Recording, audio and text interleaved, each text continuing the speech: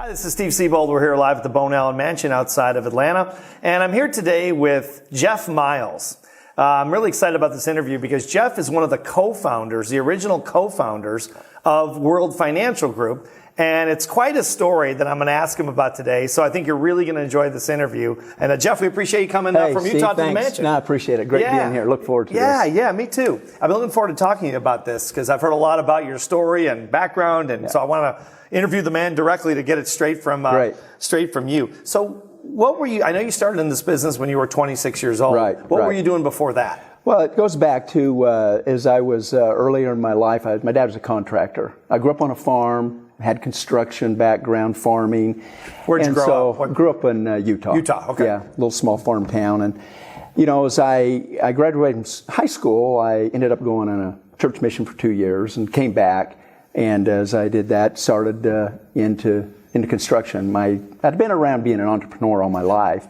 And so I wanted to get into something that I could do that. So I went in at about 22, 23, started my own construction company. Okay. So I was building houses, doing frame and finish, concrete work, all of that. Okay. And started there, and then had a friend of mine invite me to a meeting. I had been out of work for a little bit because I'd gotten hurt playing basketball, which I love to do. And so I'd been out of work 3 months. Well, that doesn't work too good. Newly married, 2 kids, and no work. So I went to the meeting and started the business in that regard. So this was back then. This was an A.L. Williams meeting. Yeah, it was back in A.L. Williams at that period of time. The very beginning, early stages, back in 1980. And how were you invited to the meeting? Well, I just had a friend of mine who said, "Hey, listen, we got a guy coming in that's doing very well." I had looked at maybe going into farmers. Into insurance. One of the guys that used to coach me, and that's what he did. So he came and asked me if it was something I wanted to do. It was on my way of getting my license. So when he came and talked to me about coming to a meeting about something in the financial service arena, I went to look at it and was absolutely amazed. You know, as I was sitting there watching the meeting, you know, I didn't know if it was something I could really do. The thing that sticks out in my mind as I was sitting there is there was a guy that was there. He was making $700,000 a year. He's very successful. Had been in 2 or 3 years, and I'm in a little farm town. Yeah, and I'm in a little farm town that I didn't even know anybody that made $100,000 a year. Sure. And he said, "Look, if you'll come in and I've got a system created, and I can teach you to do exactly what I'm doing. You can come in and you can do what I've done." That to me, that was one of the biggest things that hit me is that maybe I could do exactly what he did. And I didn't know whether I really wanted to get started, but you know, that was the thing in my mind as I was thinking when I was done is, well, how do I know if I don't at least give it a try? You know, I don't know anything about financial arena. I'd never gone to college. It wasn't anything that I really did. I had some scholarships to play college basketball, but I decided to get married and start a family, and I didn't want to go down that path, playing ball while I was raising my family.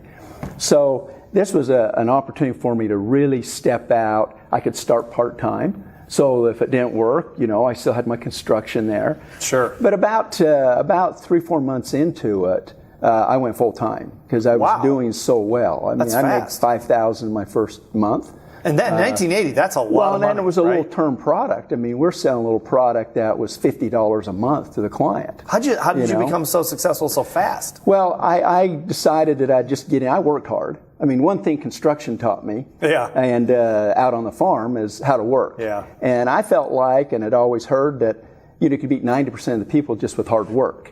And so I kind of banked on that because I'd never done anything before. And then the system helped me to learn how to get off to a really fast start. It was all there. It was just follow this, A, B, C, D, 1, 2, 3, 4, 5, 6. And so early on, a couple things I committed to that, looking back, were really, really important. I didn't realize this at the time, but I realized and committed that what I was going to do is I was going to become a real student of human nature. Because that's the business we were in, is dealing with people. Sure. And so I needed to learn. I needed to know that. So I got reading books and studying things, you know, like Think and Grow Rich or As a Man Thinketh, The Magic of Thinking Big, some of those books, right? And so I committed that I was going to do that. The second thing I committed to is I was going to put my ego in my back pocket. And I was going to be a copy machine. I was going to imitate rather than create as I went along. Because if I had somebody that was already successful, why was I going to go out and try and reinvent the wheel, right? And so those two things really have paid off great dividends for me through my whole life, and I'm so glad I made that decision early on. What was it that got you so excited about it in the beginning, in the first meeting, coming from construction to it's just such a different industry? What made you? What well, I think really, as I looked at it, in construction, I was out working, but I could see there was a lid on it, right? There's so many houses, so many hours, so many things I could do on my own. And when the Amway experience had kind of given me a little bit of a taste of team building. So you said you were in Amway before we were talking off camera, right? So when I was in Amway for 5 years, from 21 to 26, I didn't make any money, but it sure taught me a lot of things, and I began to kind of expand my horizons and see bigger things, and saw that I could go out there and become a team-made millionaire or successful through building a team. And it wasn't just based on me. And I think about when I first got started in the business too. It was kind of evolves how you learn as you go. And I remember coming in when I first started. I really only wanted to make $2,000 a month. That's how. It's not very visionary, right? But that's not a bad amount of money in 1980. But it was what I needed. Pretty good money. Yeah, it was what I needed to cover my nut, right? Sure. And if I could go out and make $2,000 a month and do it part-time, I thought, what do I have to lose? And it wasn't long before I saw, boy, this could really do something for me. I can go out and make $100,000 a year. It took me 18 months to do that. Did you believe that back then, that you could make that kind of money? Been a kid from a farm, background, did you really one believe of the things that I saw, I was telling you about earlier, is when I went to an Amway meeting, the people up on the stage were the ones making money. Right. And the big nobody in the audience. All the big flashy stuff, right? Yeah. So the first meeting I went to at A.O. Williams, I'm there, and the thing I see is, it's not just the people. There's people all over in the audience that was making big money, right? Now I'm talking, 5, 10, 15,000 a month type money. Yeah. And I'm thinking, wow, I'm as good as they are. I don't know if I'm better, but I know I'm at least as good as them. And if I can go do that, boy, I have no lid. I get an opportunity to go build a team. And so it's this, to me, one of the things I've learned through all of this is, vision's very important, which is really having a picture far out in front of you of where you want to go. And it's an ever-evolving, ever-changing picture. You don't start out with this picture of where you're going to go. It's kind of what it was with me, at least. Sure. I had this vision I could maybe make $5,000, but when I made it grew a little bit. Well, maybe I can make $100,000. Right. I got to $100,000. Well, maybe I can make $250,000. Maybe I can make $5,000. Maybe. So it was this vision that kind of ever kept growing. And what I found is that really vision kind of, to me, boiled down to a couple things of one, seeing possibilities. And that's what I was seeing. I was seeing these possibilities in A.O. Williams as I was around people and around the opportunity. So my head was being filled with all this opportunity and possibilities. And then the other part of it I think is important is you got to tie belief to it. That you got to believe you can do it. You got both those things that create and make vision happen, which then gives you the energy to be able to go out and do what you need to do. That's the excitement to me. When I was playing sports, my coaches would always say to me, you got to get your desire, this white heat burning desire. Well, I'm like, I'm 18, 17, 16, right? And I'm thinking, well, what is desire first, right? Right. And then how do I know if I have it? And then how do I know to increase it and make it bigger and better? Because if it was a white heat, it meant there was lower levels of it, right? Sure. And so as I got started, I began to learn that really that vision is the thing that fuels your desire. And to me, desire really is energy. It just tells you the energy you have about you. So what I watched myself do is that as I got started, I had all these dreams and visions and things that I wanted to accomplish for my family, things that I wanted to do. And so, and the more I got to learn the system was very important because it gave me confidence that I could go in and follow something, because I didn't think I was the smartest guy. I struggled in school. It was hard. Reading was hard. So I didn't think I was really, really book smart, so to speak. So that probably helped me early on just grab a hold of a system. And almost helps when you're trying to that. make money, right? It did, yeah. It's the C students that own all the properties, all the money. Yeah, it really helped. And so I learned as I got myself where I was filled with a vision, that what happened is then I had the energy to go out and do what I need to, and that energy stayed high. And I think what it does is you have that energy is that it helps you become more disciplined. It helps control it. You know, like when you're sick, right? You don't have any energy. Right. It's gone. And so you have no discipline. You can't even get out of bed. Sure. Right? So just the opposite is true. The more vision you have, the more energy you have, the more disciplined you can be. And I was taught early on that, you know, somebody told me the definition of success, which was, you know, doing the thing that needs to be done at the time it needs to be done, whether you like it or not. And that to me defines what discipline is. And I think that's one of the things in the business that I learned was really important, that is you know, if you go out and do some things you don't want to do for a while, like what most people won't do. Right. Well, down the road, you know, you can live a lifestyle that most people can't. Right? And so I saw that. That's the beginning stages of what I saw and the people that I hung around with. I made sure that I was really cautious of who I listened to, and that I had mentors that I could trust and build a relationship with, and that could help stretch my vision. It's kind of hard to stretch your own vision. Sure. So I wanted to make sure and see, in this kind of a system, it allows you to do that because you're all a team-made millionaire. You're working together. Right. So whatever you're doing always brings some commonality to it, and you're all getting benefit for what's going on. And so it allows you an opportunity to really build some great relationships, have some great mentors, to follow a system that's been put in place, and then be able to go get your dreams, and then have this ever-growing picture of what it is that you want to be. And it's constantly growing. When I started, I never thought in my wildest dreams that I could make $1 million a year. Well, what was your vision in 1980? Well, in 80 was make 2,000. 2,000 a month. That was it. And then it started to grow from there. Yeah, and then I got to 5, and it's like, okay, well, man, maybe I can do it. Yeah, I remember going to a meeting early on.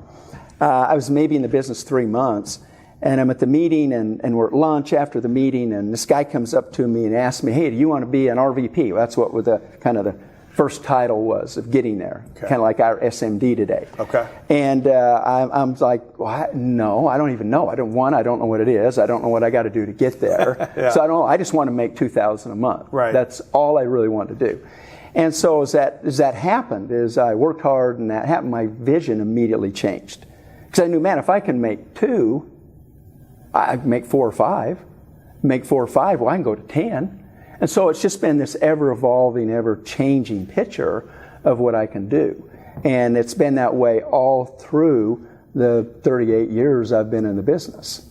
Is it the mentors that helped you make those incremental leaps or pushes forward with your vision? Was it the mentorship you had that they said, Jeff, you're making 2,000, you're making 3,000 a month. Hey, you're capable of making 5. Or did you just evolve naturally on your own, or how did that work? I think it's a combination of several things. I think that, one, you evolve on your own because I had dreams and visions of things that I wanted to give and provide for my family. But I think also the mentorship is a very important part as you're associating with people that are successful. Okay, well, as you do that, you're starting to get your vision stretched. You're around them. You see, I found that as I built relationships with them, that the more I got to know them, the more inside of me that I knew that I was just like them. You know, when I first started, I'd be sitting there in a room and somebody would say something like, well, 80% of the people get 20% of the work and 20% of the rewards. You get 20% that get 80% of the, right? Sure. And I'd sit there and I'd listen to that and I'd look around and I'd go, well, am I one of the 80 or am I one of the 20? Kind of like I was waiting for some bolt of lightning to come from above and tell me, hey, you can be successful, right? Sure. So what happened is I was building these relationships, it helped me break all that down to where I could see, hey, I'm just like them. I put my pants on the same way they do. I get up. I have the same fears. They have the same fears I do. I used to think people that were successful didn't have fears, that maybe they were born different than I was. Sure. That things weren't as hard for them.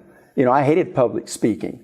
That was not something I ever wanted to do ever. Right. And now I'm in a business that's what I'm doing. Sure. You know, one-on-ones or in meetings, or, you know, every week we'd be doing BPMs and I'd be sweating and dying before the meeting. Right. And so it was something that I had to learn and grow through as I moved through my career. But that being associated with them really gave me the confidence that I could be like them. And so I made sure that I was really tied and listened to the right people, and that they were doing the right things with their money.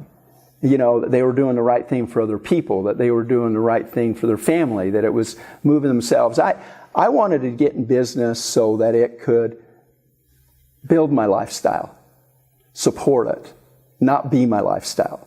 That's what I wanted it for, because family, and that was very, very important to me in what I did with my wife and my children, now my grandchildren, and those things were extremely important. So I wanted to have a business that could support all that and build that and not be something that would detract from it. And this business has been able to do that all those years. It's really given me the opportunity to grow and mature. And so I think the mentorship, I also think that the system that's there is also an extremely important piece. You know, in fact, I think it's one of the keys of what's made us successful in all these different parts of the company as it's evolved from its A.O. Williams day to WMA to WFG. You've seen the whole I've been through the whole thing. And I think the system, if you looked at it, if I had to tell you one thing that I think is really one of the main keys is having a system.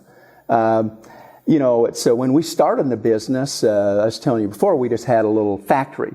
Now, the way that I've always looked at it and the way that it's worked and was taught is that, and people have a dilemma with this. They come in and they're like, well, how do I get myself to where I sell and I recruit? In fact, when I first started, I had a guy that came in about the same time I did, and he was making 10 times the money I was. Well, that was frustrating to me. Sure. You know, one, I like to compete. I love competing, and so here I am. I'm getting shellacked, right? Right. And I didn't like that much, and so I kept going to my leader, and I'd say, "Hey, you know, I think I need to go over there." He'd come from the industry, and he was very sales oriented, and they kept telling me, "Look, you know, you need to go out and run this factory, run the system, because you find, you know, maybe he's 10 times better than you." I doubt he is, but if he is, well, what happens when you've got 10 people just like you? Well, now you're even with him, right? Sure. Well, now what happens when you have 100? What happens when you have 1,000? And I was so glad they gave me that mentorship in the early stage that helped me get my thought processes right, that going and building a team was the thing that could really take the lid off of the opportunity. So I had to have a system, right, that would allow me to, one, get people attracted to the business, and two, have a way of getting them started. So when we started, we had this 6-step system. We called it a factory. Now, the way I look at a factory in this, and to me, the answer to how do you open outlets, move products simultaneously, which is what I said, how do you do that? Well, it's really a factory that you make happen.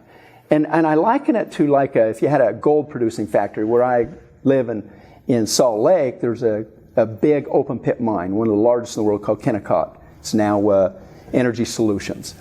But it's a copper, right? But the thing that's interesting is that they get more gold than they do copper in an open mine pit. And when they go get the raw material and bring it in, okay, they have this prospecting system, so to speak, that they're out there looking for where the ore is. They find a way to get it out of the ground. They deliver it to a factory. Then the factory has filters and they put it all through, and they don't get rid of anything. They keep all the materials. They keep all the precious. They get the gold, the silver, the copper, whatever's there. They get rocks that they use in home. They get everything, sand, and then the slag they get rid of. Well, in that concept, that's really what we do in the building of our business. That's how you make that happen. You create a system that allows you to bring raw material, and our raw material happens to be new people that are looking for an opportunity, that are looking to go do something better with their life, whether it be part-time or full-time, and give them a chance, bring them to the factory, right? Have a delivery system, have videos, tapes, meetings, whatever, and then have them, as you filter through it, Well, it comes out, your recruits, your sales, whether it's insurance, annuities, active money management, whatever it is, it filters all that out. The leaders come out of it, referrals come out of it. So if you're building your factory right, everything you do is coming out of that. And so that system really taught me how to do that, how to go out and make that happen. I also think that one of the keys that is very important through this whole thing is learning that the number one thing that I think that a successful leader needs to have is the ability to help people believe they can do it. Because that's really their number one question when they come in. That was mine. I'm sitting there in that meeting. Yeah, I'm sitting there and, that's good. He's making $700,000 a year. Right, yeah. But what about me? Sure. See, if I can't get it personalized and internalized, well, the opportunity really doesn't mean anything to me. The $700,000 had to look like an absolute crazy fortune, right? Yeah, it was like out of this universe type thing. Yeah, it's almost too much at that point. Where it's not believable. Yes, right. Yeah. But at least I knew he had a system. Right. And I thought, well, if he's making 700, maybe I'm a tenth as good at him and I can make 70. Sure, right. Right? And so that belief that, I could maybe do it, and I've found that through the years in dealing with people, is that's their main question. Can I do it? So really everything we do, from bringing a new person in, the videos we do, the websites, the meetings, anything that's going on, is really to answer that one question. Because that question doesn't ever seem to go.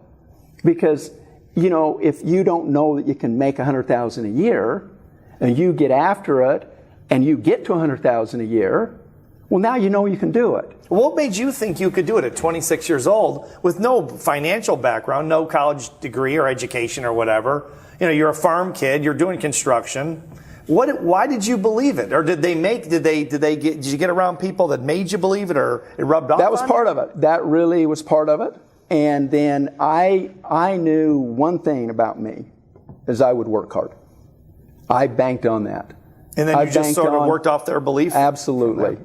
Because I knew if I could follow what they were telling me, follow this system, and I'd go put the work in, put the effort in, that I could get there. Now, and this business is very predictable. Because if you go in and you do X, you're going to get Y. In other words, I remember the day that I was sitting in a meeting, and Art Williams, the leader of A.O. Williams, was there, and he taught us about law of large numbers, law of averages. Well, that's the first time that I'd really, that was like first time I heard about the rule of 72. Sure. It was just like earth-shattering to me. Kind of mind-blowing, yeah. Because I realized that wasn't talent. It was just, if I'd go do enough hard work, put the numbers in, I could get anywhere I wanted to go. And so it got to the point that really everything about my business became about the numbers. Okay, I could tell the health of my business by the numbers. I could tell where I was going by the numbers. It's very, very predictable. And so once you kind of get that connection, now it's just a matter of, am I willing to go put the work in? And you're putting when you say law of large numbers, contextually speaking, Jeff, you're saying the raw materials, which in this business are people. Yeah, exactly. The people right. coming into the factory. So you're looking at large numbers of people. Okay. The more that you bring in, the more success you're going to have. It's no different than what it is in a ball player, that's out there. The guy that's the Hall of Famer, he's batting 300 over a lot of seasons, right? Sure. So, hey, he doesn't win every time, right? He's getting 1 out of 3 hits, right? 2 of the 3 times he's failing. Right. So when you put the law of large numbers to it, not everybody's going to win. Not everybody's going to say, hey, this is for me. Not everybody's going to buy. Not everybody's going to do it.